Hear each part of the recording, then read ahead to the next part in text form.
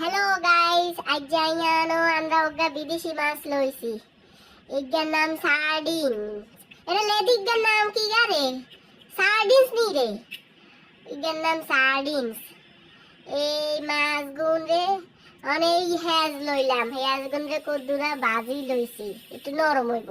এই আর ওরে আদা রসুন দিছি, গুঁড়া মরিচ দিছি, হলদের গুঁড়া দিছি, এগুন রে লাড়ি সারি অনেক টমেটো সস একটু সারি দিছি। এর হরে এই মাছগুন দিয়ে দিছি। এর হরে মাছগুন গুড়ি হালাইয়াম। এর হরে এই গোলমরিচ কোকা দিছি অল্প দুগা।